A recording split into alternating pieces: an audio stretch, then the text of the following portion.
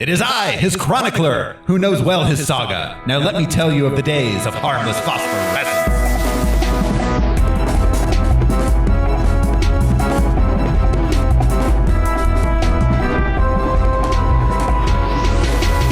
Hello, everyone. This is your host, Thoreau Smiley, and like Shaggy, they call me Mr. Boombada. Who's joining me? I'm Josh Stacey, and the only thing that hurts now is the pain. I'm Brian Lesh, and only Crom can judge me. Someone should stay and watch the horses. I'm Alaric Weber. And this is Harmless Phosphorescence. It's a deep dive movie podcast where we pick a theme or a series. We watch the movies, we gather some research into the production and source material, and we tell you all about it. This show's brought to you by our patrons. Patrons like executive producers Michael Beckwith and Atticus Burkett. You want to be a patron? Go to patreon.com/harmlessentertainment. We've got lots of bonus content over there, monthly movies. We're going to be tossing up a Gladiator episode here in a week or so. Lots of every month there's a new movie, plus there's a whole back catalog of music and holiday shows and TV. There was some Simpsons stuff on there, so check it out. Patreon.com/harmlessentertainment. This week on Harmless Phosphorescence, we are continuing our Conan series, and we are watching Conan the Destroyer. In an age when only the strongest survived, and only the ruthless triumphed, only one name became a legend. Conan the Destroyer.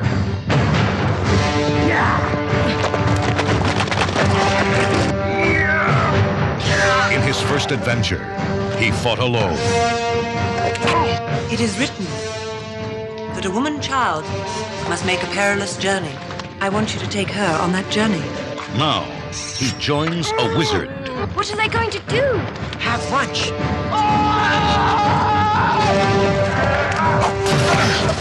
A warrior. There are 6 of them against her. 1, 2, 3.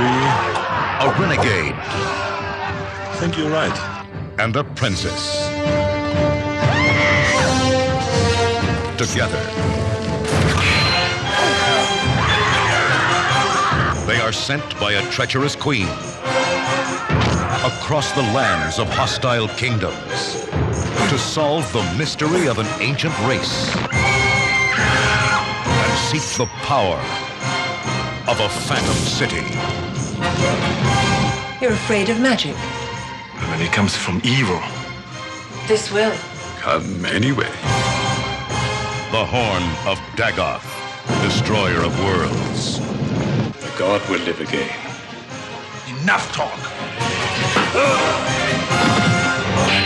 If they cannot seize the horn in time, the world will be plunged into eternal darkness. Grace Jones, Wilt Chamberlain, Mako, Sarah Douglas, and Arnold Schwarzenegger as Conan the Destroyer. The all-new adventures of the most powerful legend of them all. Conan the Destroyer. Oh. The one where they seize the horn. The horn, the love shofar. I hate it when they seize the horn too roughly. The horn of Dagoth? It's all about the horn. Chekhov's horn. Ladies love that horn. He's the Miles Davis of Austrian bodybuilding. Yeah. Blow that horn. Yeah, Conan the Destroyer was released June 29th, 1984. I hadn't remembered, but this is the most 1984-ass movie I have ever seen. The running time of 101 minutes. It cost $18 million. It made $31 million at the box office. And it's I don't usually get home video numbers, but it apparently made $30 million in rentals worldwide. So additional to box office? Nice. On home video. So this is kind of one of the, I think this was, I mean, I definitely didn't see it in the theater, but I definitely watched it on home video and TV a lot. Yeah. Same. Yeah. So yeah, like I said, it made. But it was the Friday night pick of so many adolescents. Oh, all right, yeah. pick out your video. Oh, absolutely. And like, check out this chick on the box. Yeah, no, Olivia Diabo was definitely a 9-year-old me crush girl. Yeah, in the mid 80s. Yeah, the Wonder Years alone. Oh yeah, absolutely. But yeah, Is that where I recognize her from? Sister from the Wonder Years. Yeah, she's oldest, the hippie. Interesting. Holy shit. Yeah. She's British. Yeah. That doesn't mean anything, but yet it does. Yes, somehow. Yeah, no, it was funny because she's the only person in this entire movie with a British accent.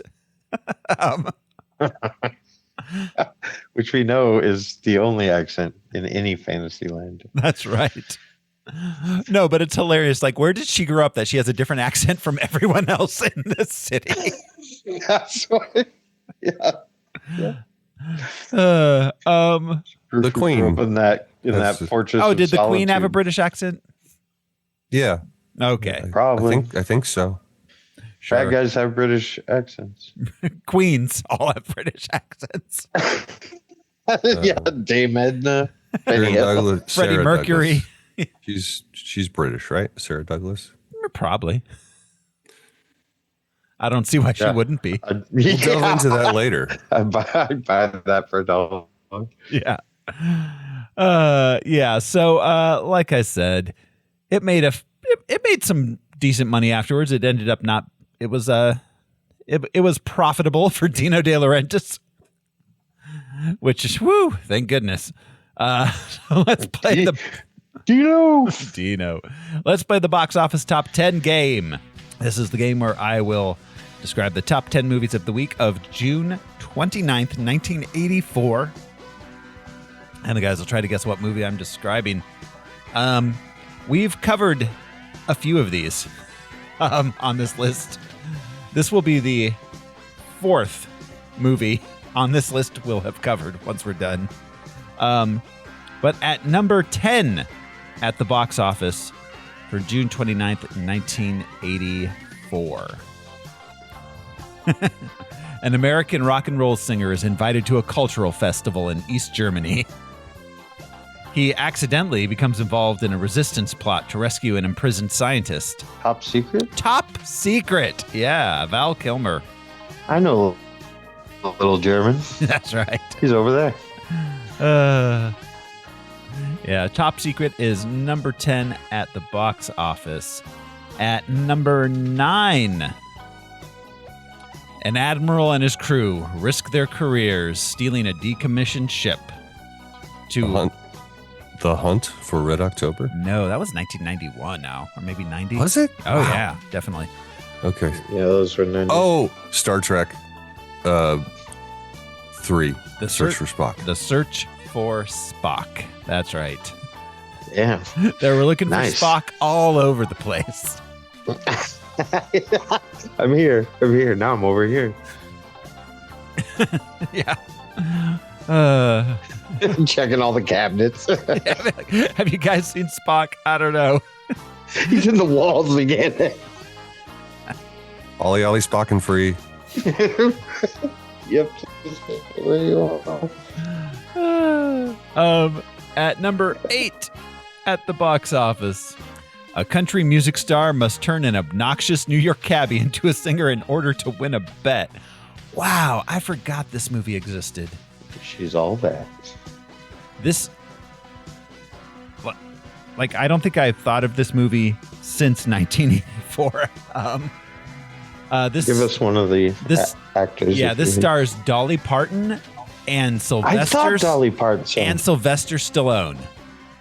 Why did I think that? Wow, that's immediately who I thought. But then I was thinking of that James Wood straight talk. Oh yeah, Straight Talk. What's this one? Yeah, Sylvester Stallone's Stop a or cat. my mom will shoot. Stop or my mom will sing country music at you. Yeah, Sylvester Stallone's a New York cabbie, Oh, yeah. and Dolly Parton has to turn him into a country singer. Yes, they were in a movie. I wonder if Frank Stallone was involved in this. Yeah, this is called Rhinestone. Oh, I remember the box at the video store. I don't think I ever saw it. Number 7 at the box office this week. A soon-to-be married man's friends throw him the ultimate pre-wedding extravaganza. Tom Hanks in Bachelor Party. That's right. That's a movie I watched a few times. oh yeah. The doggy in that. Tom Hanks's pre-prestige comedy 80s run is incredible. I don't think I've seen that actually. I don't think I've ever seen it properly. In like a tux? With tea. I mean, like, Not edited. not edited, yeah. Oh, yeah, no, we rented it, and I'm pretty sure my dad recorded it onto. It was on Cinemax a lot. So, you know. Did he record it onto Betamax? Yes, he recorded everything onto Betamax because he made his choice in 1983, and he stuck with it until literally until Batman '89 forced it to get a VHS. Just for Thoreau. Yeah. At number 6 this week at the box office, recently relocated to LA, a teenager becomes the target of a gang of bullies. Karate Kid. The Karate Kid. The Karate Kid. Hillary Swank. I said it. Yeah. The Karate Kid. The child of karate. At number 5 this week at the box office in a professor steals a diamond and then gets mixed up with a secret cult in India. Indiana Jones and the Temple of Doom. That's right. And the Temple of Doom. How long had that been out? This was still up number against 4. Yeah. This is it's out for 7 weeks at this point. It's made $129 million. All right. I was going to say, Dino, why are you releasing this? Right. Anywhere near Temple of Doom? Yeah, 7 weeks later. And it's still, yeah. At number 4 at the box office this week, our hero leads a ragtag group of adventurers on a quest for a princess. Is it Conan the Destroyer? It is Conan the Destroyer. Opens at And number the 4. librarian. Opening above it at number 3, all your favorite characters return for another race across the country in various cars and trucks. Cannonball Run 2. Cannonball Run 2. Yep. That's the only movie in the medium place. All our favorite characters return? Nobody died in the first Cannonball Run? I can't remember the last time I saw Cannonball Run, but I'm pretty sure they all survived. Yeah, I don't think It's not that kind of movie. it's not that kind of movie. I know Clyde I survives. know, but it should have been. Just makes it out. Dean Martin just in their heads blown up. Yeah, 84 feels so late for that. I thought that was more like, I really thought Cannonball Run was late 70s and like petered out by the mid 80s. No, man. Burt Reynolds and Dom DeLuise. Yeah. I don't know. I remember them. Tonight Show. Oh, yeah. Yeah, absolutely. Felt 80s. Number 2 at the box office this week. A young man inadvertently breaks 3 important rules. Gremlins. Gremlins at number 2. And at number 1 at the box office, still at number 1 in its 4th week, 3... Ghostbusters. Yep. That's right. Ghostbusters, 4 weeks in, still at number 1. It's currently made $88 million at this point. Yep. I'm sorry I cut you off. I'm curious to hear how you were gonna phrase. Oh, how you're gonna phrase this. 3 university employees are forced to set up Take a pneumatic tube to Scotland. Yeah, that's right. A pneumatic tube. Who built this pneumatic tube, Dan? The amount of The leprechauns. vacuum. Of course. Those are Irish, not Contractors. Scottish, Al. I were know, hired. but they That's who you wanted hire. the tube to bypass Ireland. So the leprechauns built a pneumatic tube so that fewer people would visit Ireland. Exactly. It's like steal an their Iceland, gold. Greenland thing. This tube goes to Ireland. No, it does not.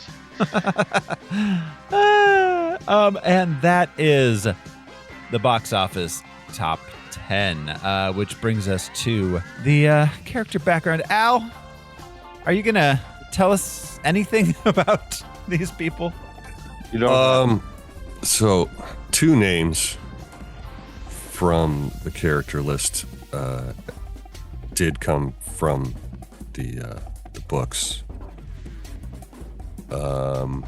Queen Teramis and Thoth Ammon, both names from the Conan stories, but both from stories not quite resembling this one in any meaningful way. Sure. That's all I got. All right, Thank you. thanks, Al. Night. Short and sweet. Bye, everybody. All right, thank you, Al. So that brings us to the production of Conan the Destroyer. Conan the Destroyer was written by Stanley Mann, Roy Thomas, and Jerry Conway. Roy Thomas, if we remember, was the original writer for Conan, the Marvel comic books. That's right. Roy Thomas and Jerry Conway were brought in to after discovering that John Milius and Oliver Stone weren't available to make the sequel. Dino De Laurentiis hired Roy Thomas and Jerry Conway to write the film. Well, actually, I don't know if we mentioned this last time, but Roy Thomas he did start a script along with somebody else. I've lost that page now, but he was brought in to write the Conan the Barbarian until they got Oliver Stone on, who basically tossed out everything he wrote. Yeah, exactly. And the other guy. Yeah. So they wrote a script which Dino De Laurentiis liked well enough, but decided then to completely rewrite, and that's when he brought in Stanley Mann to do so. What happened was E.T. came out in between them writing it and them making this movie, and he decided it should be a more kid-friendly film. Smart. It's crazy how much more 80s this movie is than the first one.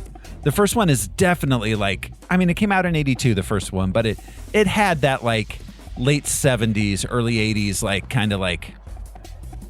I don't know, Iron Maiden poster feel to it. Oh yeah, like Boris Vallejo, heavy metal. Yeah. You know, the fantasy author painting, and then the magazine heavy metal. Absolutely. Epic tales. It felt like that. Whereas this one felt so 80s. It could fit in with the Never-Ending Story and the Dark Crystal and just 80s fantasy. So Roy Thomas, as Al mentioned, was a Conan comic writer.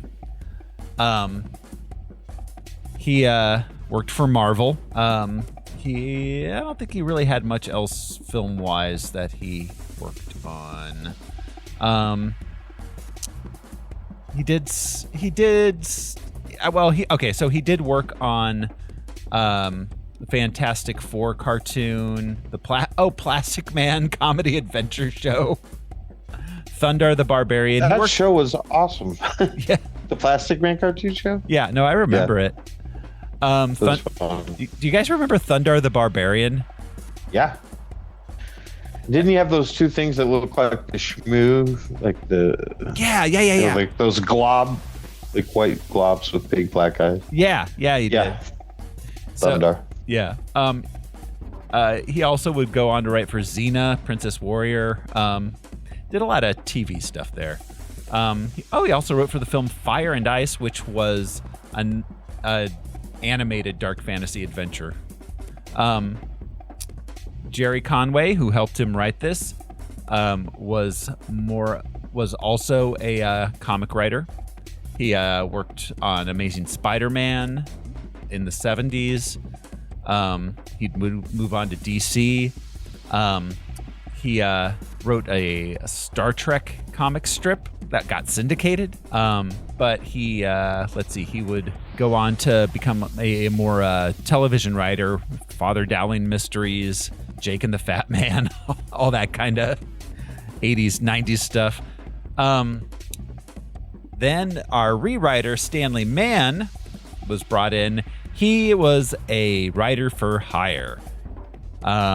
He worked, a ton of movies no one remembers from the 60s and 70s, but he also worked on Firestarter, Eye of the Needle.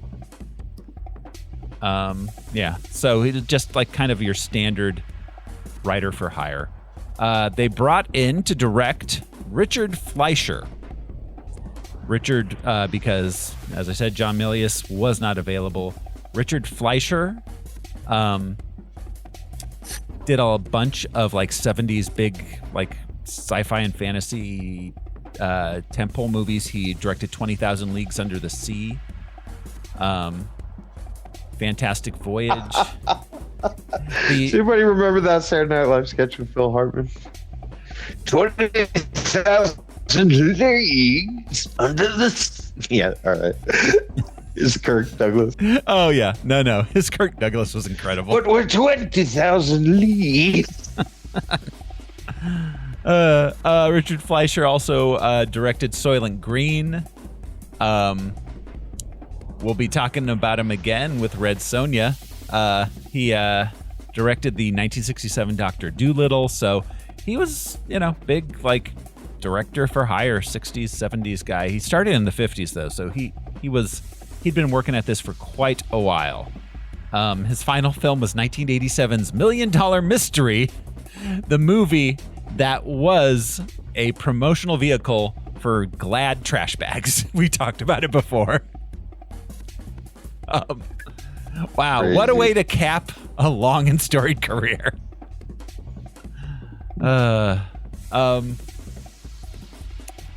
So this originally was an R-rated film.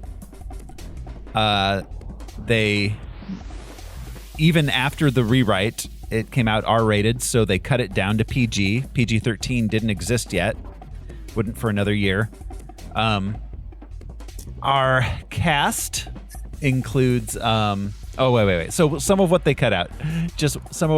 There was Sarah Douglas and Schwarzenegger and Conan. The Queen and Conan had sex in the R-rated cut. There was a scene of... I mean, that's all he did in the first movie was fuck witches, so... Yeah, exactly. There was a virgin sacrifice. The Queen seduced the statue, apparently. And because he was rock hard. And Arnold slapped Wilt Chamberlain. I don't know why they had to cut that out other than just taste. Or unbelievable. Yeah. Arnold slapped him or the Queen slapped him? I thought Arnold did. Oh, maybe Sarah. Oh, maybe the Queen slapped him. Yeah. Okay, our cast. Arnold, of course, is back as Conan. Mako is back as Akiro. We have Grace Jones as Zula. Grace Jones, I think as well known as a model and singer as she is an actress. Yeah, she started as a model, that's for sure. Yeah, absolutely. Yeah, she started as a model. A very striking woman. Like kind of synonymous with like that kind of like 80s, very, that 80s style of, very like clean lines and right, defined bone structures. Yeah, absolutely. She married David Bowie. Really? Yeah. Before a month? Briefly, right? Yeah, I think in the 80s, early 80s, or maybe just dated David Bowie. I think, I don't know if they got married. They definitely dated. She seems otherworldly, like Tilda Swinton. Yeah. to me. Yeah, absolutely. Yeah, she had a number of top 40 hits. Slave to the Rhythm. She made the switch from disco to pop, like fucking like nailed it. Yeah, absolutely. That's when I switched from tap to jazz, and you know what? I never regretted it. Wasn't she in a Rocky movie, or was she just in a movie with Stallone? Let's see. Or did they date? She was connected to Stallone in some way. She was. I remember. Yeah. He drove a truck, and she taught him how to be a pop singer.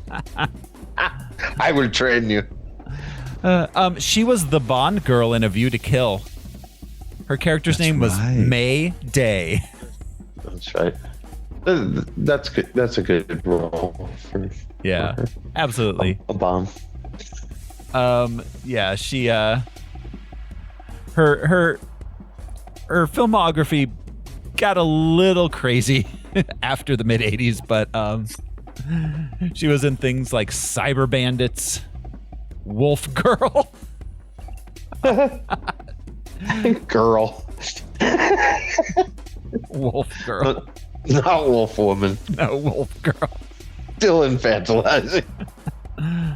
But she made it to an episode of the Beastmaster TV show. She did, yes. Yeah. Oh, and in 1997, she was in a U.S. touring revival of The Wiz. Wilt Chamberlain stars as Bombada. Wilt Chamberlain, best known for being Wilt Chamberlain, playing basketball. Wilt the Stilt. Wilt the Stilt, yeah. Wow, he played for the Globetrotters for a year in the 50s before going to the NBA. That's crazy. They're using a ladder for crying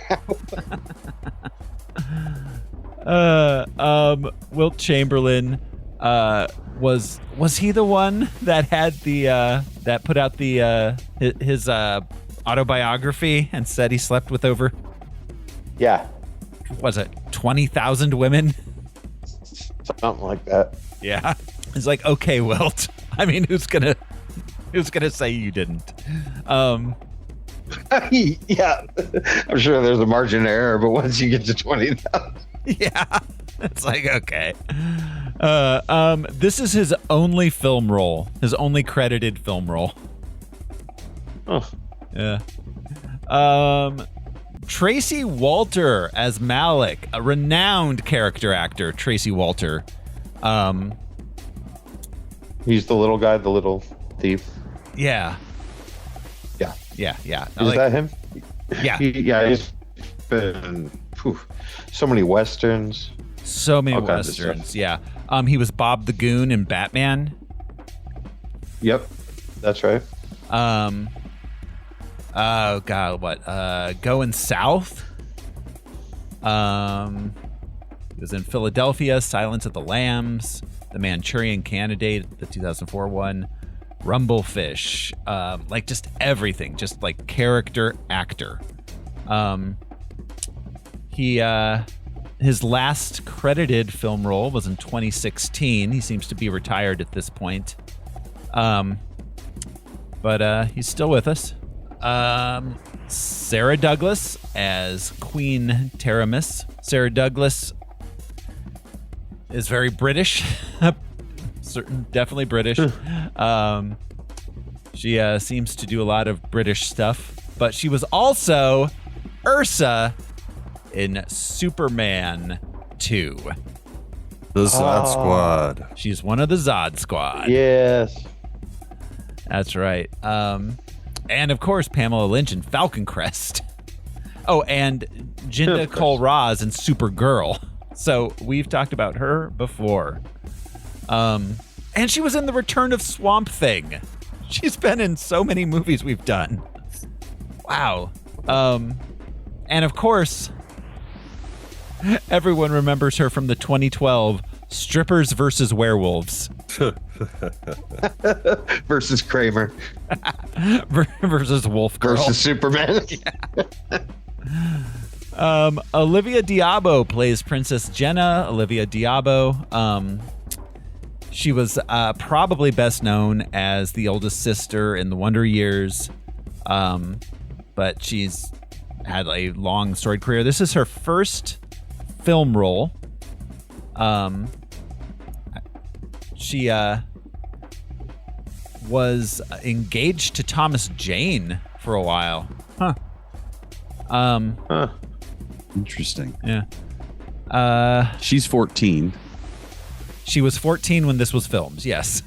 I had to look. I was like, how old is this kid? And I was just like, oh, dear God. Wow. Yeah. Yeah. Wow. Yeah. She was also in Wayne's World 2. Yep. She was in Kicking and Screaming. That's right. I haven't been to Minsk. I haven't been to Prague. Prague. I haven't been to Prague. That's right. Yeah. But if I was a child, you'd find this endearing. I love that movie so much. No, that movie's incredible. She did a lot of voice work on DC stuff. But yeah, she's still working. She spent a lot of time on TV in the 90s. Did a lot of guest spots, and like every actor at some point was on Law and Order. She got a Razzie for this. Wow. I don't know if that was deserved. Yeah, I don't think so either. It was for this, and the Bolero was another movie she was in 1984, and collectively those two movies earned her worst new star. Yeah. Which, yeah, I disagree. She didn't deserve a Razzie for this. No. I haven't seen Bolero. Yeah, neither have I. But she absolutely did not deserve a Razzie for this. She was 14. It was her first role, and she was fine. Yeah, she wasn't doing a better or worse job than anybody else. She's acting with Arnold also. You have to keep a straight face with this with guy Arnold who's delivering these lines. Yeah. Right, delivering those lines, it's just very straightforward, traveling dialogue. Soon we'll reach the what is a man's touch like? So being 14, do you think she had someone on set, a real life equivalent of Bombata to make sure she stayed a virgin? Yeah, I mean, studios back in the day literally did that. So if you think, of course, there was probably. I was reading on IMDb, coordinator. They said that Will Chamberlain was very protective of her on set himself. I was like, oh, that's interesting. Good for him. Sure. Yeah. Yeah. Pat Roach stars as Thothaman. Let's see. We've who was he? He was in the Indiana Jones films. It says. Who was he in that? He was a guard in Temple of Doom. Okay. He was in A Clockwork Orange. Barry Lyndon. Raiders. Oh, he was the giant Sherpa in Raiders that loses the drinking contest. Oh. We'll see him again in Red Sonja. He was in Willow. He was in Last Crusade as a Gestapo. Steven Spielberg was just if we're gonna see Indy, we're gonna see Pat Roach. His His IMDb photo is he's the giant shirtless German that Indy fights on the first. Yeah, that's right. The plane. And he was also the giant Sherpa. Huh. Both? Oh. Yeah. Well, giant. I think that's who Giant Sherpa it refers to. Maybe not. Maybe he was just in the background. Huh. Jeff Corey plays the Grand Vizier. Of course he does. We saw him in Superman and the Mole Men. Oh, wow. Wow. Yeah. That doesn't happen very often. No, it does not. He's been working since 1938. Who did he play in Superman and the Mole Men? He played... I hope he's Benson. Luke Benson. Yes! He's the guy who shot Superman in the face. That's right. Which actor is this in this movie? Is he one of the guys in the masks? The wizard guy that keeps doing like the hand thing. That's with the Benson? cool headdress. Yeah. Wait, was he with the weird or was it sound? or was it the guy with the the little finger things that brought back the statue? Which one is it? with the melty face? Are we talking about the Grand Vizier? Yeah. That's the guy. That's the Queen's guy. The Queen's guy. Okay, so he's the guy with he has the little finger metal things, and he's like, "I'm evil." Yeah. Okay. Sven Olthorsen as Togra. Yeah. He's a character actor, I remember. Yeah, we saw him in Conan the Barbarian also last week. And uncredited, the Dagoth monster was played by Andre the Giant. Really? Underneath all of that silicone and foam, yeah. Yeah, that's fun. Huh. And of course, the leader. Okay, no. The wizard guy that did the hand stuff is Ferdy Mayne, and he's credited as the leader. Ferdy Mayne is British and does British stuff for the most part. But he was in Barry Lyndon, Fearless Vampire Killers, Where Eagles Dare, and Benefit of the Doubt. Okay, that's a good movie. But let's not forget his such films as Howling 2, Your Sister is a Werewolf, and everyone's favorite, Hot Chili. Okay. Wait, he was in Yellowbeard? He was in Yellowbeard, it appears, yeah. Mr. Beamish. And he played, as I said, Mr. Houston in Hot Chili. What appears to be some sort of like skiing sex comedy. This the skiing sex comedy. There were so many. There really were. I love skiing. It didn't make me horny. They intended to follow this up with a third Conan movie, Conan the Conqueror, which was never made. That was to have been directed by either Guy Hamilton or John Gillerman.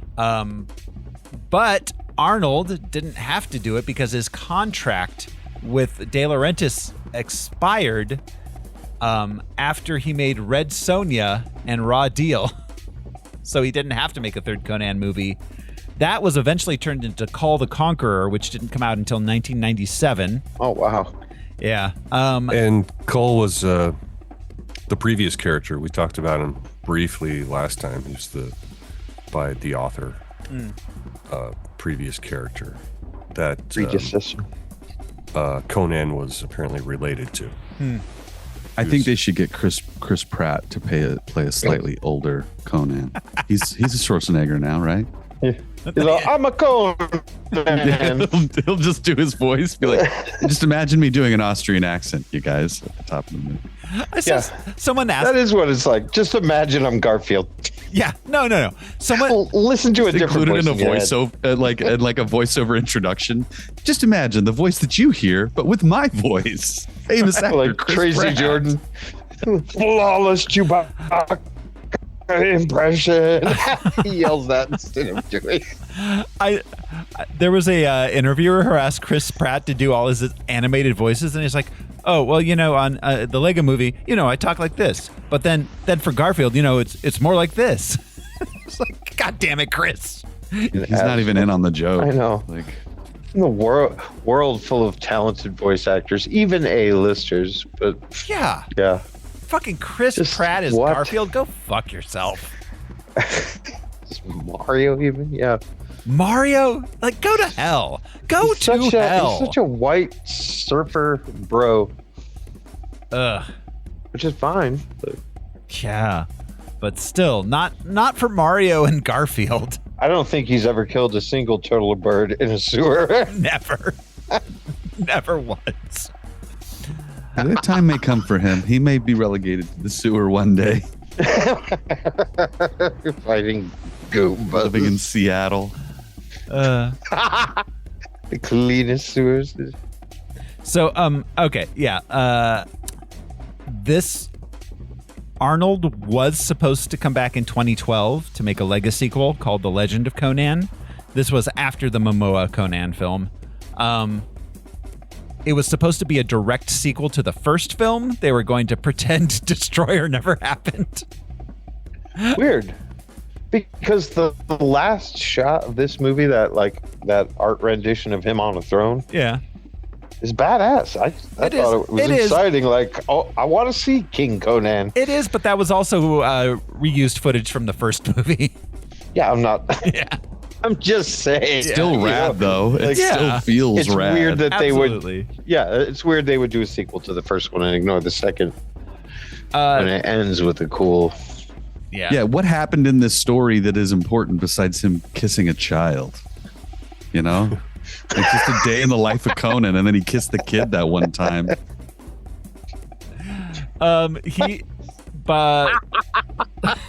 He was never able to teach. Yeah, again. the first one he toppled an empire. This one he's like, I got a kid to not get sacrificed, and then we open mouth kissed. They did. Yeah, I regret it. Yeah. To be fair, they didn't open mouth kiss. Arnold very, very purposefully kept his mouth tightly shut as she pecked him on the lips. I noticed it too. Yeah, his lips did not move. She kind of did the peck motion. Yeah, no, he did not even pucker his lips. Arnold in 1984 was 100% like, I gotta tread real careful here. Also, Wilt Chamberlain was watching. Yeah, that's true. You're gonna take him to the box. 7 foot tall man behind him, just looming. I've heard that he is the nicest, kindest. Like, I heard working with Schwarzenegger is like a joy. Looks out for everyone on set. I imagine him at work as an actor is very different from him out partying in New York City. Being Mr. Universe. What was that joke? Was it DeVito? I can't remember who said that joke about like going out to nightclubs with Arnold was insane because he kept yelling, "Get down!" It's like, am I supposed to duck or party, Arnold? I bet partying him. I don't know. I like the guy. I like when you hear about actors who are grateful for their job. Yeah. We don't hear that as much anymore. He was always like, I got to treat everybody nice because I barely spoke English when I got here. I respect that. Yeah. Tom Cruise has that energy sometimes. Yeah. Like, we're at crazy work, Scientologist. everybody. Yeah, like whatever in his personal life. Got an ethic. Yeah, by all accounts, Tom Cruise is very nice to the crew he works with. Yeah. We're lucky to be here. We're at work. Yeah. If we're working on a sewage line, it's like, you guys think it's great to be me. I'm aware. Please. Like, let's just get this done. So I'm sure Arnie was weird about kissing a 14-year-old. God, for real. Yeah. Sure, he was like, oh no. Yeah. Dino De Laurentiis is Italian, though. So, And you know, it's like, Yeah. at the end, you kiss the girl. I'm You sure go home there- to mama. I'm sure there was some. Sorry. It's a me. She's Dino. 14. I know. She should have been married by now. Yeah. No. Dino was like, they talked me out of making her be naked. I don't understand why. It's art. Now let's all get to some spaghetti and stomp on some Goombas. Do we I've talk met about Italians that talk like some that. of this was made during Dune? Some of the desert shots are the same desert that they used to make Dune. Well, the desert shots are Yuma. Yeah. Which is insane. Yeah. Which is also where they filmed Return of the Jedi. Yeah. Yeah, I mean, why fly to the Gobi or the Sahara when Yeah. when Arizona offers a barren wasteland? You can drive from LA to Yuma. Yeah. Yeah. This was shot in Yuma and Mexico. Entirely in Yuma and Mexico. You could tell by the mountains. I mean, if it wasn't Mexico, Southwest area, I would have guessed Italy, honestly. Yeah. But yeah, no, those mountains in that desert is either Western California or Southern Arizona. Yeah, those outcropping mesas. So the Legend of Conan never got made, but as recently as 2019, Arnold said that it was still being developed. That was 6 years ago. Seems unlikely at this point. I would still be cool. No matter how old he is, he could still come back. I mean, and he's starting to play the show his role. age. I think he just got a pacemaker. Yeah. He doesn't need to wear a loincloth. Older, nobler Conan would be A cool. bearded Conan. You know. Yeah, retelling the histories or some bullshit with some young actor. Yeah. He's just an older, wiser king. He's been ruling, and he's not just a wandering warrior. Yeah, could be cool. That could be a cool way for him to end his career too, because it's not as demanding as Terminator or some other bullshit, you know. Yeah, I mean, I'd be down for it.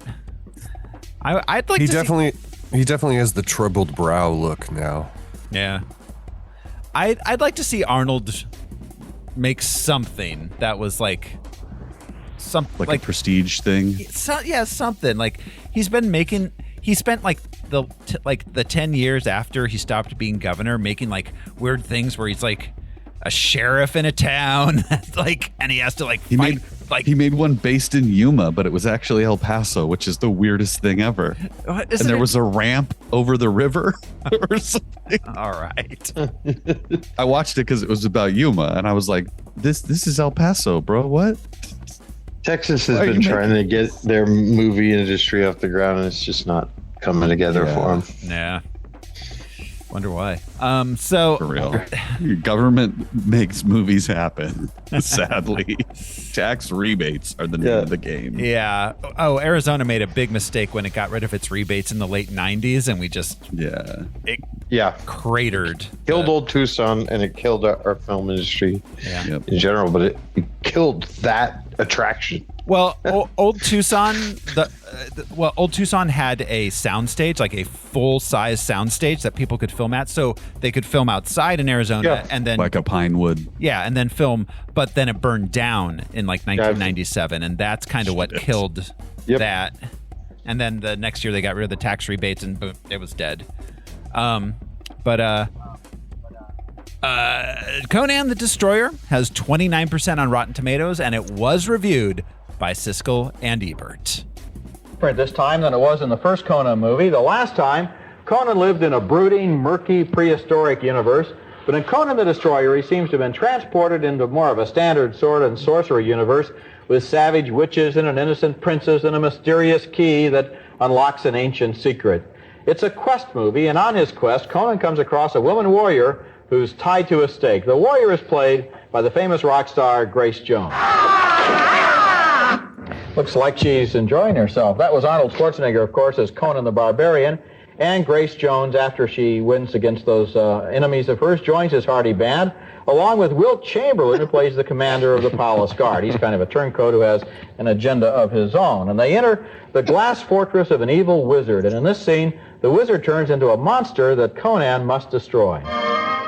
I like all of his supporters there telling him which one to throw it at. It's just kind of like The Price is Right for prehistory. But you know, that scene doesn't make any sense if you think about it. Right. Well, obviously they can duck. I mean, they have time to duck, so he throws one through theirs, and then if he's wrong, he throws it through the other guy. The other guy's just sitting around waiting. No, that doesn't work that way, because in magic, the guy has to take it through the heart if it's the right mirror. That's the rules, Gene. I thought you'd understand things like that. Yeah, but he has plenty of time to take it through the heart. No, but a monster doesn't. The monster doesn't take his time. The monster has to accept his fate, because that's the role of monsters in life. I actually like Conan the Destroyer better than Conan the Barbarian, the first movie. Ron. I think the filmmakers had a better idea this time of what they were going after, and one of the things they wanted was more fantasy and adventure and less bloodshed and less violence. This second Conan movie is just as exciting as the first one, but it has a lighter touch. It's more like a sword and sorcery movie and less like Rocky meets the Quest for Fire. I liked it, and I think on the basis of this one, Conan can settle in and become a successful series. I didn't like this one as much as the first one. It's okay. That's just okay. Why I liked the first one better was because he had a relationship with a woman that really, I think, amplified the whole series, and just having it rely on him doing stunts. And that was that Queen Valeria, played by the Broadway dancer Sandal Bergman. She died, and she's not coming back in the second one.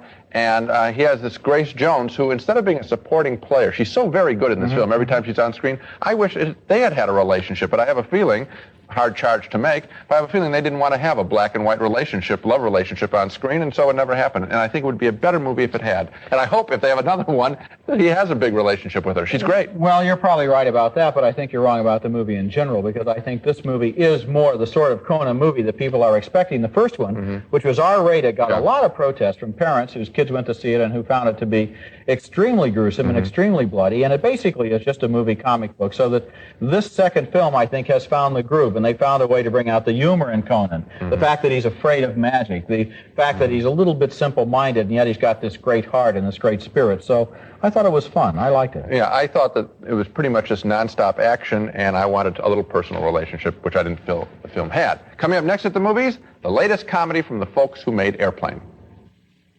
Okay. I was actually a little more with Gene this time, unsurprisingly. That was really fun.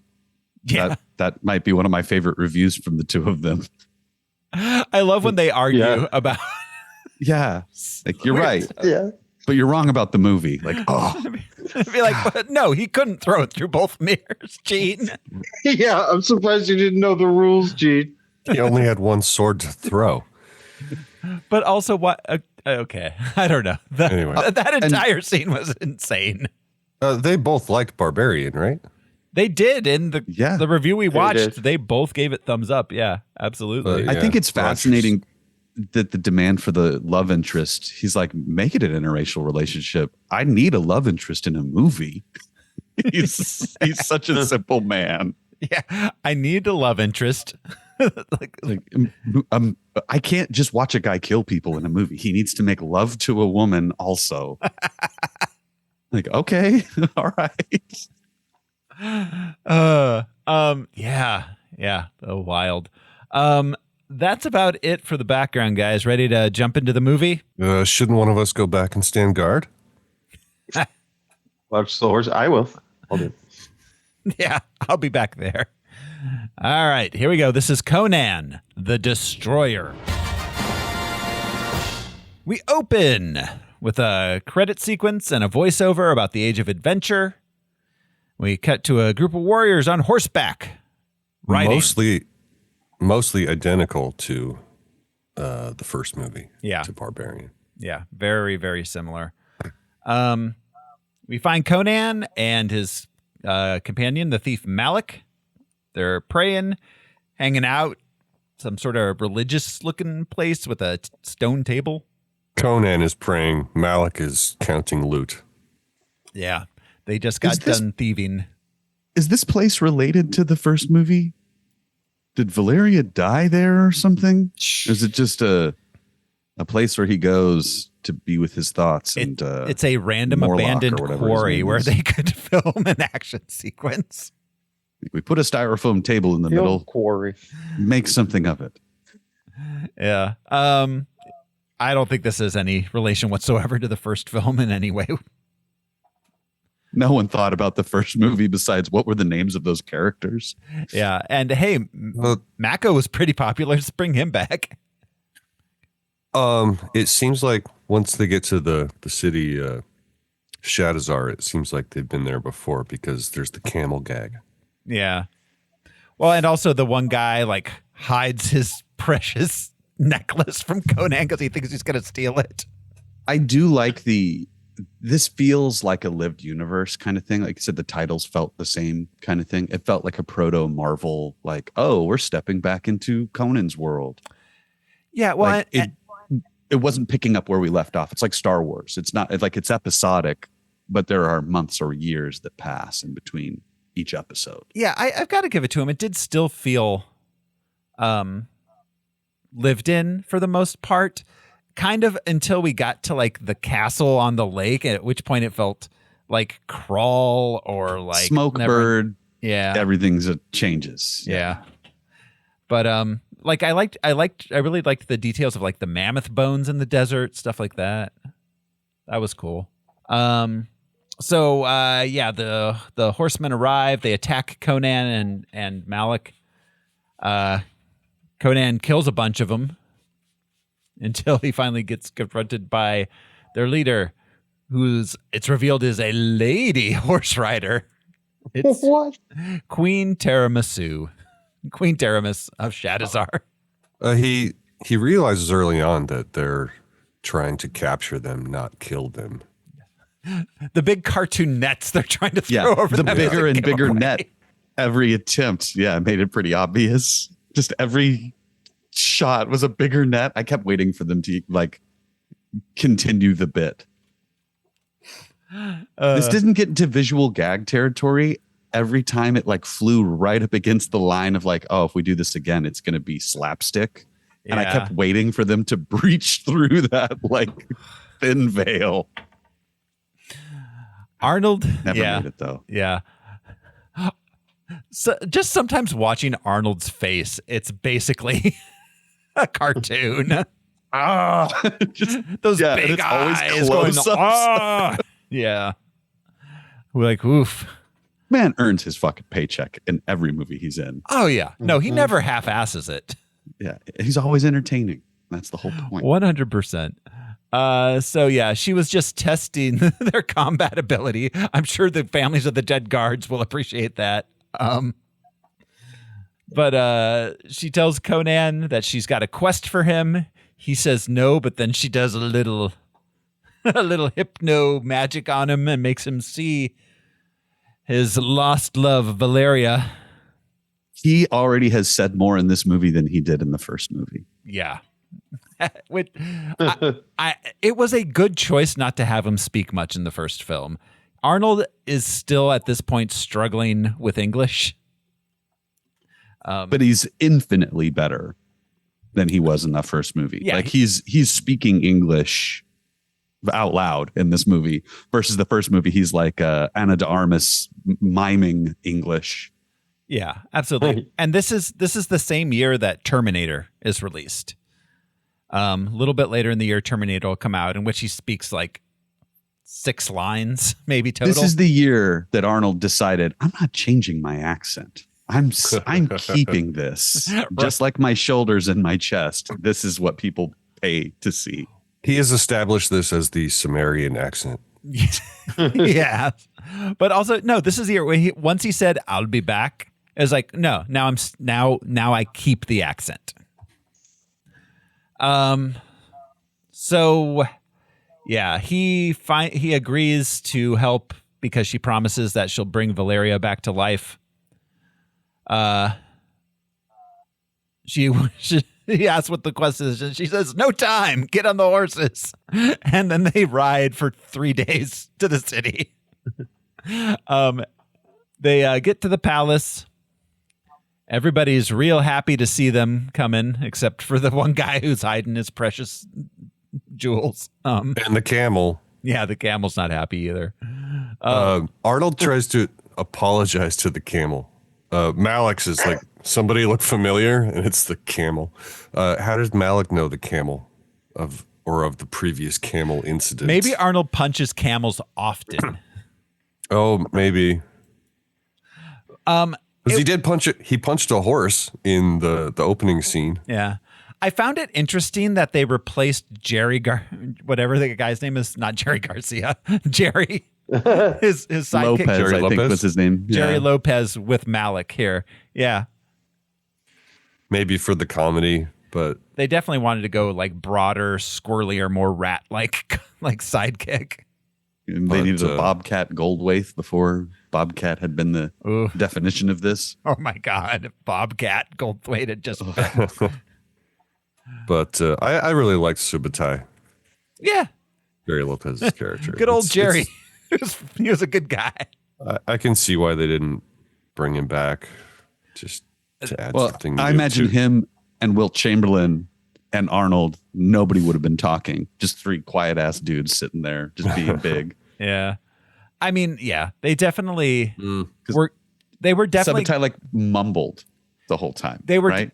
Yeah, they were definitely going like for a full D&D company archetype cast here. We need a thief. We need a warrior. We need a rogue. We need the princess. We need the wizard.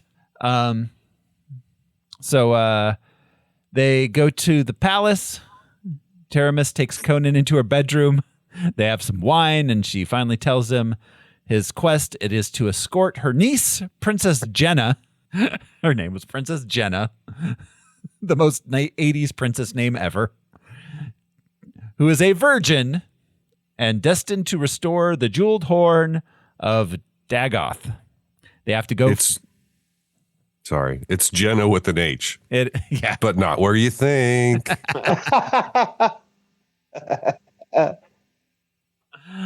Yeah. So she for some reason is the only person who can find the key, which is a magic gem, and that will tell them where the horn is. And they know this because she has a birthmark. Yeah. And those crazy nightmares. Yes. So then we meet Jenna. She's having a nightmare. She's being looked after by Bombata, who is the captain of the guard. She's having a bad dream. Taramis soothes Jenna, puts her back to sleep, and tells Bombata that he's to accompany Conan on his quest, making sure he brings the horn back and that Jenna does not have sex with anybody. She also tells him to kill Conan as soon as they get the key, before they get the horn. Yeah, which seems like a bad time to kill Conan. Seems like you should kill Conan after they get the horn. She was just like, we don't need a thief around the treasure. Okay. What about the other guy? Yeah. The other thief. The little thief. Anyway, I don't think that Bombata and the princess would have escaped the second. No, temple. They never would have alone. gotten. They never would have gotten out of there without Conan. Or the wizard. So they or Grace Jones. Or Grace Jones. A winning combination. Yeah, Grace Jones and a wizard is all I need in life. So yeah, they she also tells them that her guard is going to secretly follow them to help him kill Conan when the time is right. They head off. Conan decides he has to find his friend Akira, the wizard. But first they have to rescue him from a tribe of cannibals. When I was a kid, those cannibals freaked me out. This was a wise choice. And also because of Conan's fear of magic. He's like, fuck magic. I need a wizard. Got to fight magic with magic. I need my guy, my wizard, my chronicler. A good leader's about hiring the right people. Yeah. Indeed. Absolutely. Knowing the right pieces on the chessboard. I I like the international cast. You know, having an Asian wizard instead of like an old white guy wizard. Yeah, it was very. It was. Yeah. If only Jerry Lopez was in this shit to tie the whole thing together. You know what I'm saying? Yeah, but Jerry Lopez was a Latino who was from Hawaii doing a racist Asian accent. It was confusing on several levels. So they rescue Akira, who comes with them. They come to a village where they find Zula, played by Grace Jones, who's being tormented by a bunch of villagers. Jenna wants them to free Zula. Conan does so. And Zula goes to town with her big stick on the villagers. You can tell she's a model. All of the smiling and the grinning and shit. Like, yeah.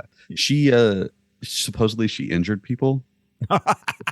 Extras on set doing this, like poking people's eyes and shit. They're like, you don't have to actually poke them, Grace. Because this was her first like thing in a movie was whacking people with a stick. She's like, I whack people with sticks for fun, but I've never done it on screen before. It's like, oh, I'm not supposed to actually hit them. Oh, that's not how David Bowie liked it.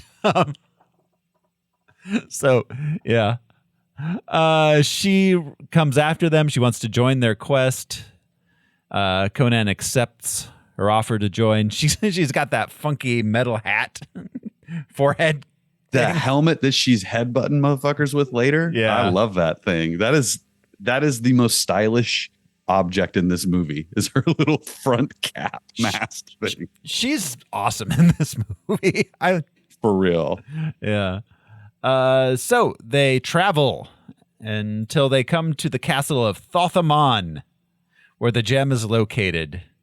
They go to sleep by the lake, and in the middle of the night, a giant animated bird comes out of the castle to steal the princess. See, that shit never would have happened if Conan had been in charge and they hadn't let that little girl be in charge. Yeah, that's right. Because he shows up and he's like, no, we just need to keep going. Hell no, I don't trust this beach. This comfort. No. It's the opposite. She wanted to keep going. I thought that she wanted them to stop. She was like, we don't need to go. No, it's the other way around. It was the other way around. She was like, we got to go now. And then Conan's like, we have to rest. You can lead in the morning. It just goes to show. He was I have a hard time paying mansplaining attention to these movies. Right, yeah. Yeah, this time the drugs kicked in. She gets stolen by the animated smoke bird. In the morning, Akira figures it out and also knows there's a hidden entrance. They go through a water gate. The rowboat was interesting because the oar is not. It didn't have traditional oars. It was just like a tail.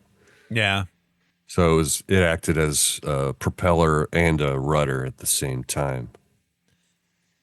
Yes, it did. So they go into the castle as they sneak to the mirror room. Conan gets separated from the rest, who can't get through the mirror, which is clearly very breakable. So Thothamon, he says something to Jenna after he steals her and puts her to sleep. She's already asleep. She kept her asleep. But says that she will, sorry. In the morning, you will touch the heart of Ahriman, the first to do so in 1,000 years. So like he wanted her to take it or something, like, or he just knew that she would because destiny or something. Yeah. But he just didn't want these other guys around. It's like, listen, I just want the teenage girl alone touching my jewel. What's the big deal, guys?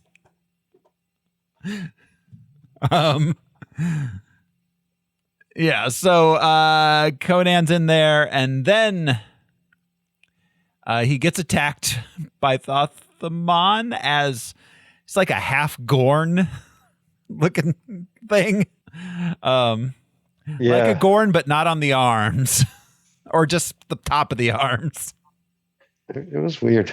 Yeah. It was like they didn't have a plan and they like improvised the makeup on set day of. Well, yeah. And the mask is real bad and didn't move at all.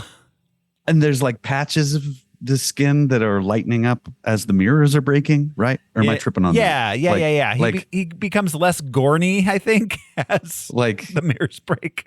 Yeah, he was like a mirror Conan, the mirror dermatologist somehow, you know, like. But also, so the cable guy. Yeah, so breaking the mirrors hurts the wizard, lizard, monster, rubber mask guy. So they didn't cover his chest in monster makeup because they needed to show the pecs. That's right. The human pectorals. If we have to show human pecs. That's what the people want. Andre the Giant's inhuman pectorals. Oh, this is not Andre. I thought that was Andre. No, Andre's the one at the end with the horn, the god. Oh, that's right. Yeah. God, weird. Yeah. With the horn. This is still the same guy, but just in makeup. This is the melted face guy. Right. This is the wizard that lives in the castle.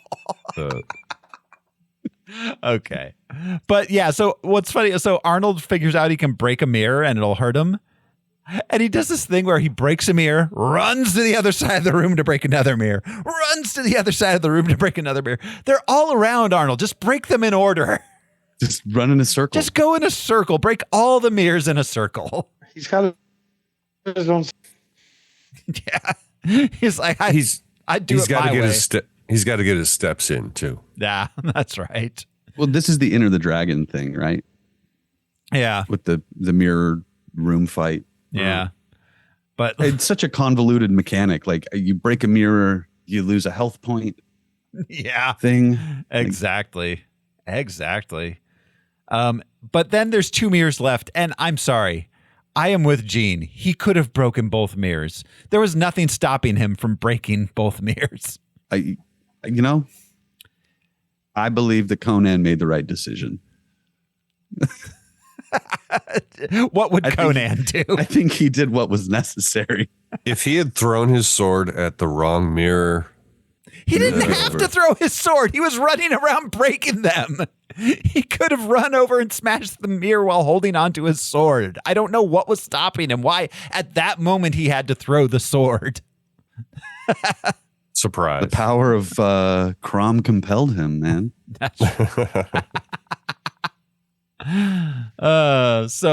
Anyways, he kills the wizard who turns into a pile of broken glass.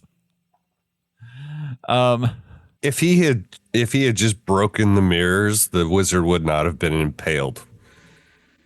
And wizards need to be impaled. What don't you understand, Gene? Gene. Gene. So yeah, they have a thin candy shell. Surprised you didn't know that.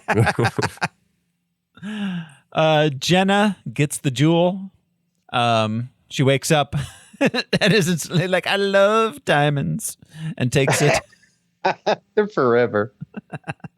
She went to Jared. To Jared. I liked how they lifted the cape and just showed the shattered mirrored glass. Yeah, of the creature. That was very cool. Yeah, very Wizard of Oz kind of. Yeah. After the jewel, the castle begins to collapse, so they have to get out of there fast. After they do, they're running through the woods when they get ambushed by the guards who have been following them. Bombada pretends he didn't know why the guards were attacking. And he actually attacks Conan after Conan kills the final guard. I think that was Sven. Yeah. But he attacks him. And Jenna runs over. It's like, Bombada, stop. And he's like, I thought you were going to hurt the girl. Like, yeah. Bombada, stop. Once the mothership Funkadelic gets started. Yeah, once Bombada gets going. I can't. It's a mellow ship. Yeah. So I do have to say the two black characters in this are Bombada and Zula. Guys, do better. Yeah. Interesting. Does that make them the progenitors of nations in Africa? Maybe. Oh, maybe. Because this is prehistoric. Yeah. Yeah. But yet Sumeria, so yeah. Yeah. All the nations of Earth were once under Conan's rule. Grace Jones is like, I'll take care of this area. I'll handle the Soho night warehouse district. Honestly, that would be an insane end to the Conan movie series, is him ruling over the earth and placing all of these rulers.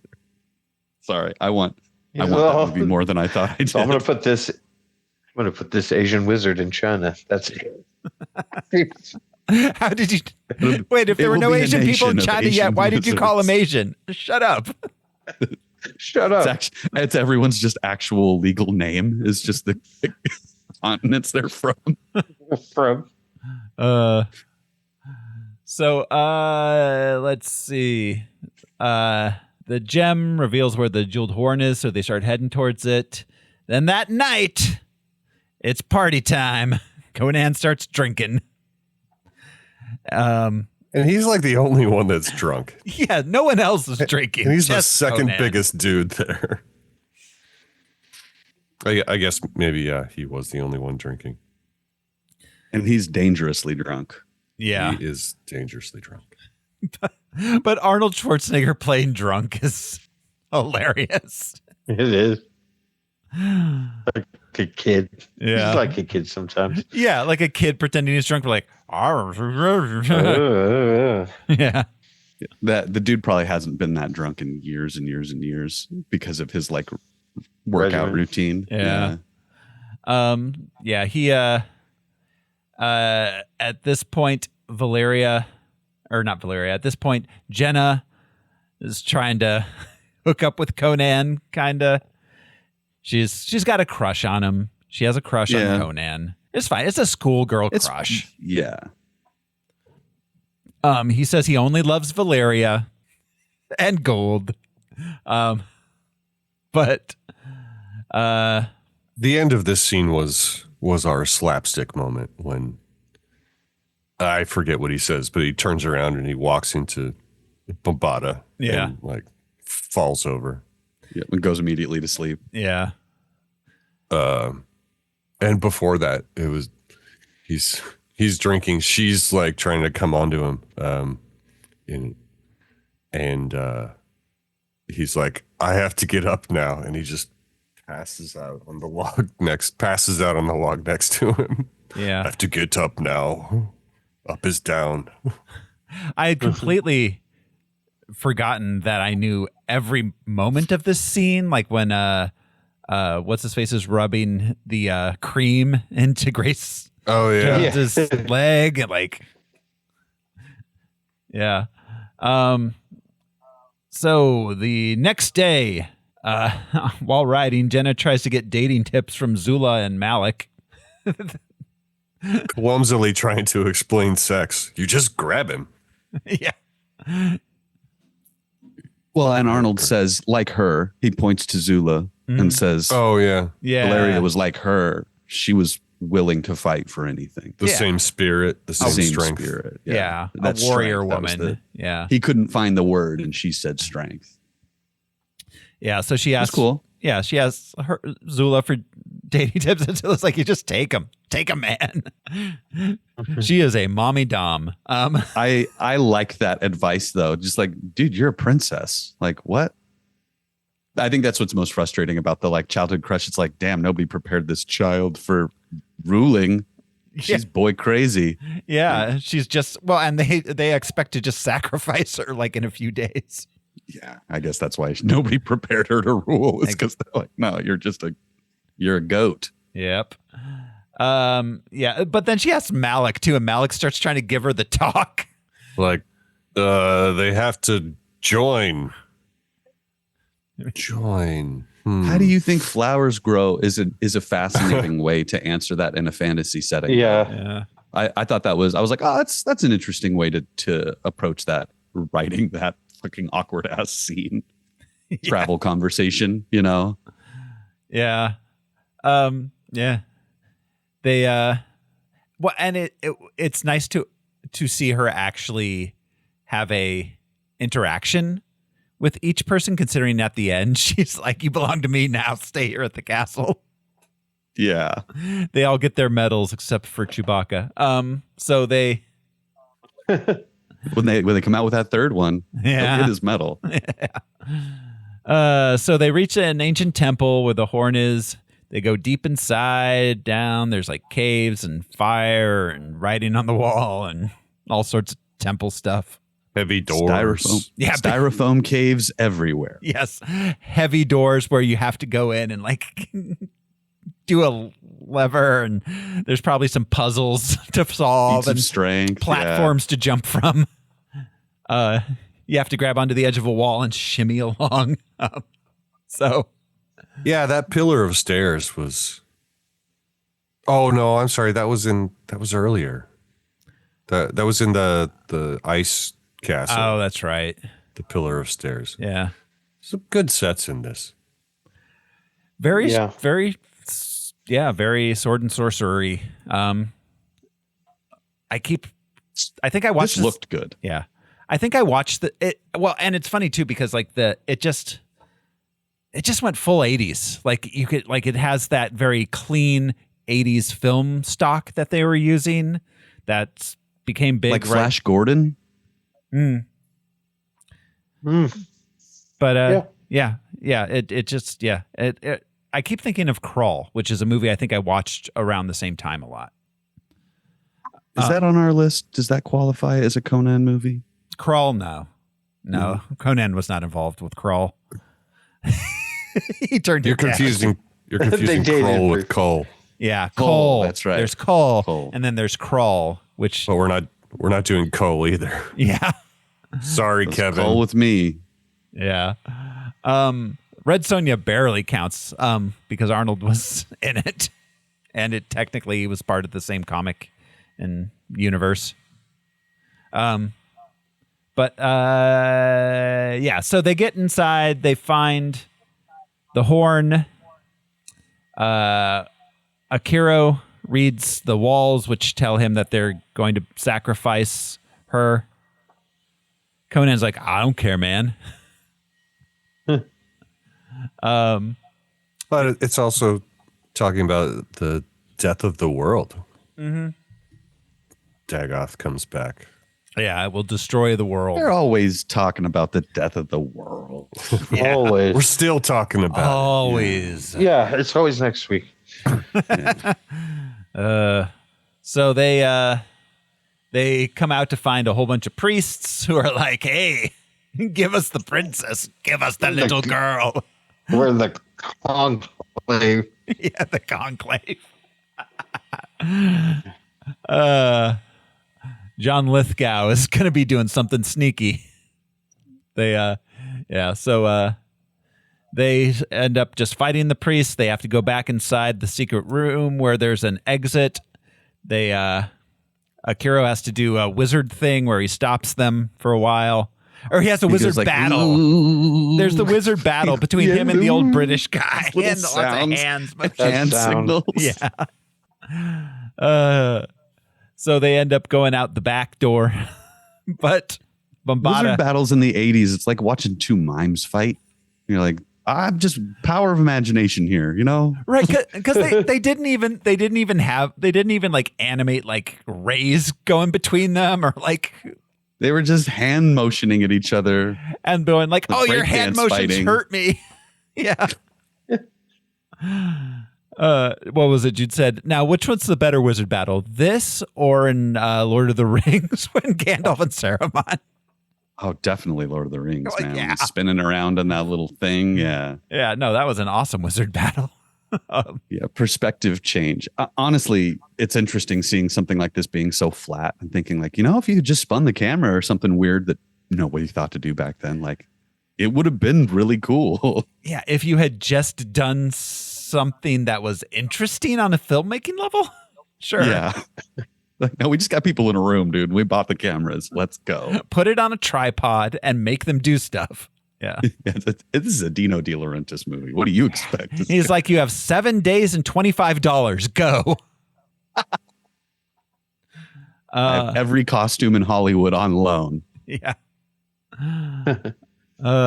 So they on the way out the back, Bombada causes the tunnel to cave in, blocking the others, and grabs Jenna, and they get out. He punches his way through some soft dirt to luckily it's right where the horses were, or pretty close to them.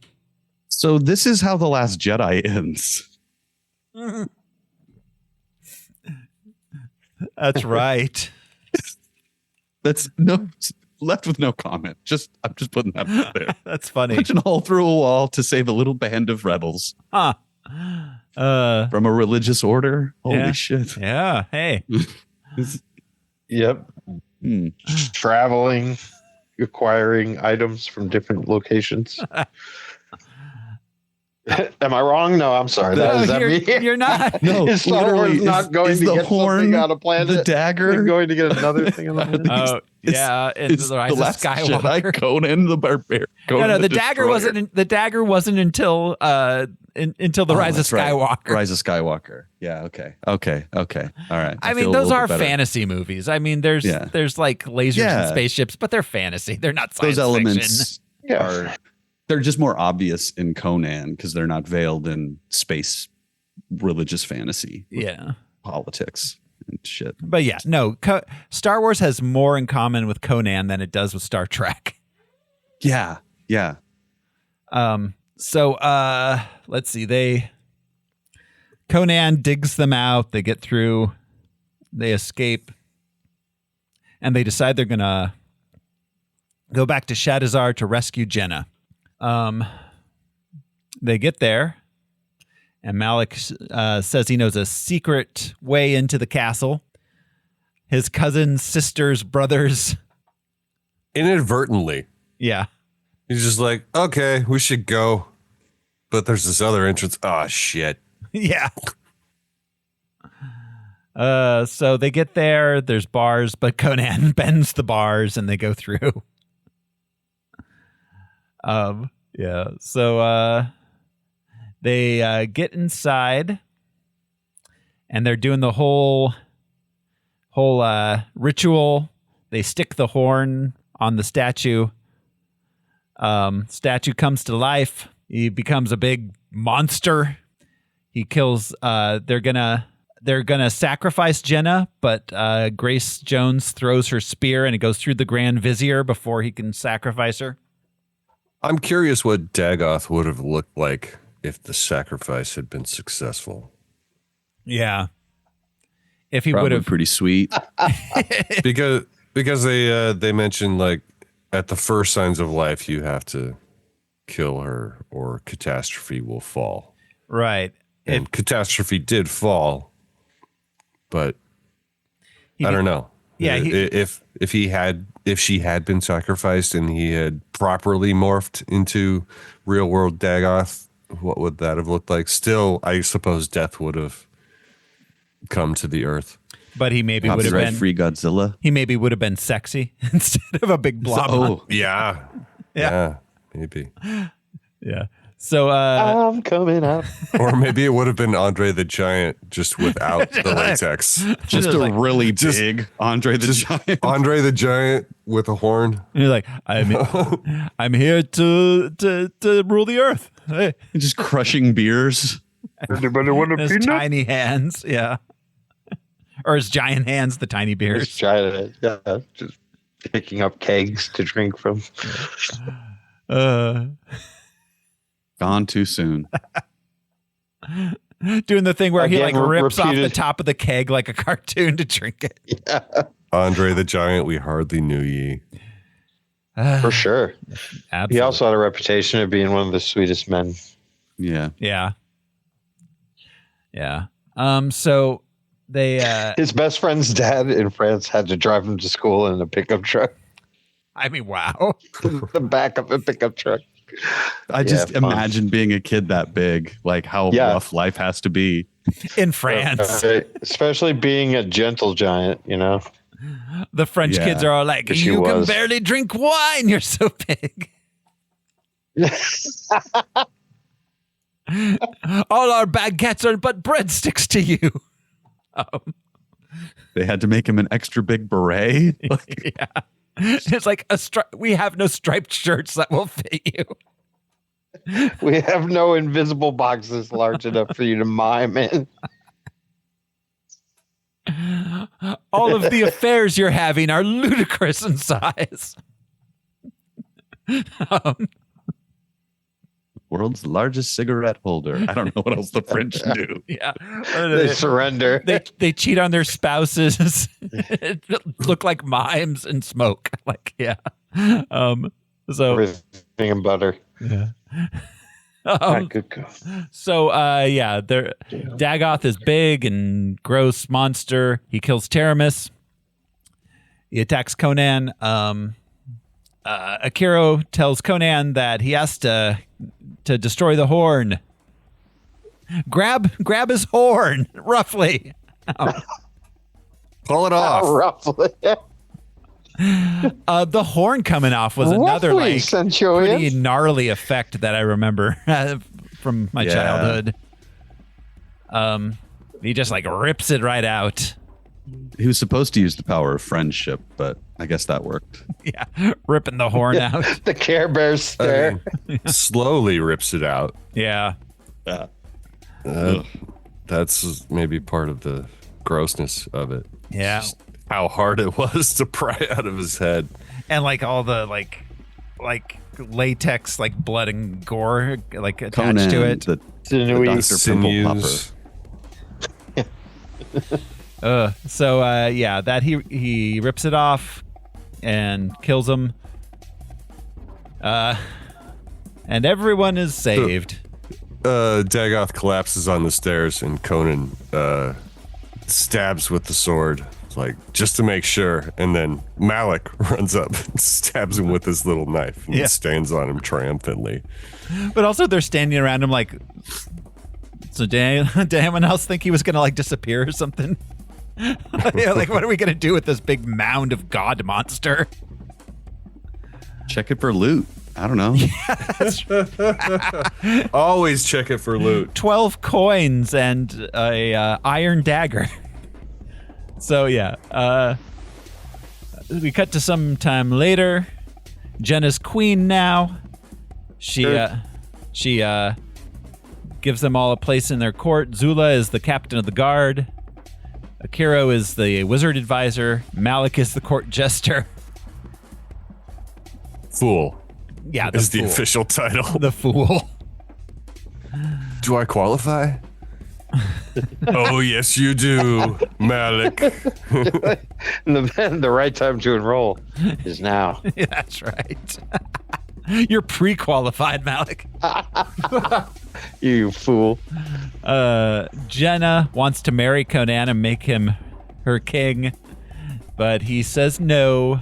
I'll have my own kingdom and my own queen. She gives him a little kiss. So, I ain't trying to get caught up in some underage thing. Yeah, yeah. He just wants half of his loot. Walks into a cave and Chris Hansen's in it.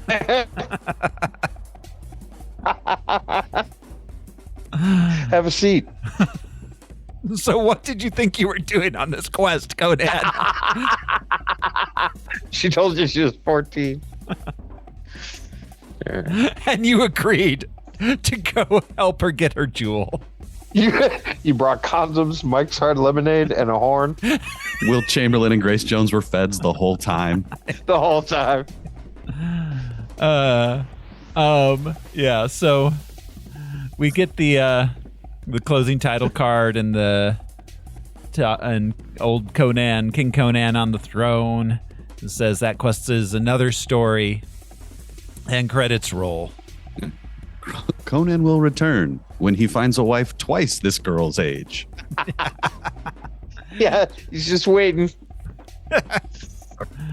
Yeah, that was Conan the Destroyer. I don't know the last time I watched that movie, but it was crazy how often I watched it in the 80s. Yeah, I watched it a lot. This was like a cousin movie for me. Sorry. I love how in the final scene, like, we see him wearing pants and shirts throughout the movie, but in the final court, Queen's Court scene, he's wearing his finest short shorts. Yeah, no. And again. And there's little patches of fur on each butt cheek. A little bit of fur on each one. like Dressing a up gym is showing teacher. off that physique. No matter the meeting. Yeah. Yeah.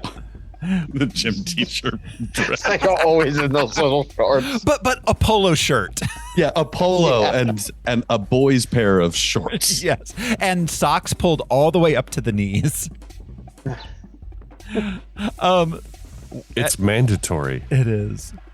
White socks with the stripes on them, pulled up to the knees. Yeah. We forgot to mention that Grace Jones was like an 80s furry. She had like the tail. She had a tail. Yeah. Yeah, she had a tail. And the scene after they went under the water, she climbs up out of the stairs and she squeezes a little water out of the tail and then shakes her tail. The shaking of the tail. I forgot. That is like, it's the weirdest. She's so quirky in this movie, dude. She brings so much characterization quirky as a human being to that character. Just all the smiles and grins and looking directly at the camera. Well, and she's like, yeah, she's such a striking woman, and she's got those eyes that just like bore into you. She got a shit-eating grin, man. So many times when she smiles, she is just grinning ear to ear. Yeah. She's beautiful and menacing at the same time. Yeah. It made me think of Black Panther, when the Dora Milaje knock on the door. There's two Grace Jones looking chicks out front. Yes. This is what they're talking about specifically. Is this role. Exactly. Yep. Yeah. Yeah. Do we have unanswered questions other than what Dino De Laurentiis was thinking at any given point? How much cocaine? It explains itself. Yeah. So they wanted to make more money than Barbarian. Yeah. So they toned down the violence and they ended up making less. Yes. That is correct. Because we are fickle bitches. Well, yeah, there's no laziness. That shift in tone doesn't help, because if you like the first movie for its violence, you go to see the second movie and you're like, oh, this is a kid movie. What happened? Yeah. And you don't take your kids to the second movie because the first one was too violent. Yeah, exactly. Yeah, the first one made like 80. Be surprising. The first one made like 80 million, and this one like barely cracked 30. Bummer. It's interesting that you had mentioned DDT because that was when they first started realizing like, oh, the kids have buying power. They're actually a consumer demographic, whereas before it was here's a cartoon, kids. What everyone failed to take into movies in the 70s for kids. No. Really? Well, yeah. But what everyone failed to take into account in all the like kid-friendly movies they tried to make post ET was that ET is ET. It's a really good kids movie. Yeah, and it's a movie about kids from a kid's perspective. Star Wars is similarly a kid's perspective. This is a grown man who has a kid toting around with him. It's not a kid's movie. Mm-hmm.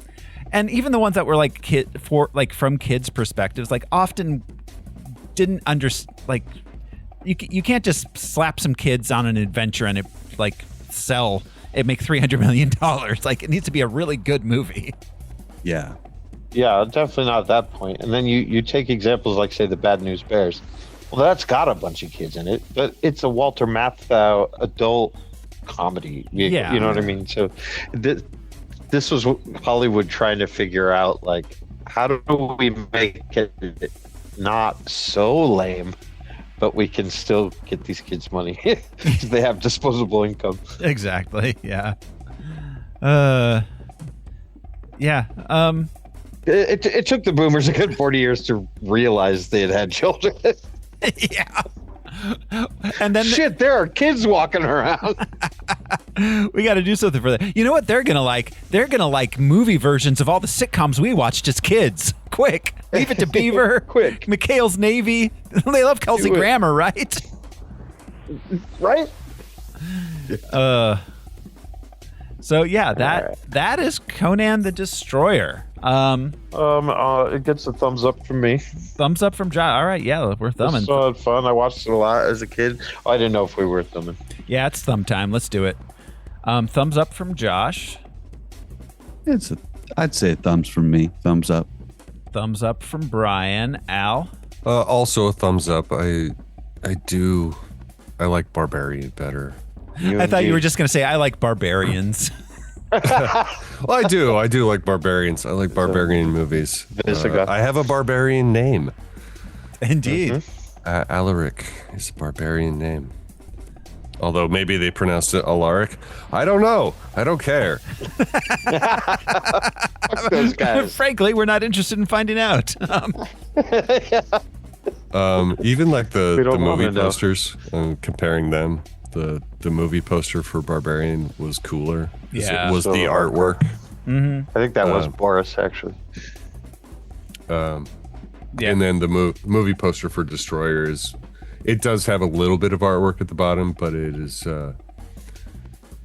mostly just a photo of Arnold. The artwork, Renato Casaro.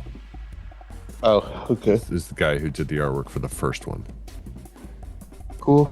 But anyway, thumbs up. Thumbs It's up. still fun, even though it's not as good as the first one. Still thumbs up. Still fun. Yeah, definitely. Yeah, mediocre pizza is still better. Yeah. No pizza. Absolutely. I lament that we did not get a proper sequel in its time. It would have been nice to round off the trilogy. For it to have been a trilogy, it would have been nice. Arnold apparently was against the more kid-friendly version. He wanted it to be more adult, but he lost out to Dino. But yeah, I give it a thumbs up. Also, it's fun. It's a much less serious movie than the first one, but it's still a lot of fun. While the first movie did have its humor, and we recognize that, and Gene and Siskel, Gene and Roger recognized its humor. Mm-hmm. That carried over, but they added a little bit. Yeah. Yeah. So I also give it a thumbs up. Conan the Destroyer. 4 thumbs up from us, which means it's time to talk about next time on Harmless Phosphorescence. We'll be watching Red Sonja, kind of set in the same universe. Arnold's in it, and there's barbarians. So that will be next time on Harmless Phosphorescence, Red Sonja. Until then, thanks for hanging out with us, everybody. This has been one of your hosts, Throw Smiley, and my wound is lower. No. Lower. I'm Josh Cece, and I know when to steal and when not to steal. Remember, Crom helps those that help themselves. I'm Brian Lesh. The promise I was kingdomed awaits me. I'm Alaric Weber. Thanks, everybody. We'll see you next time. Bye. Crom.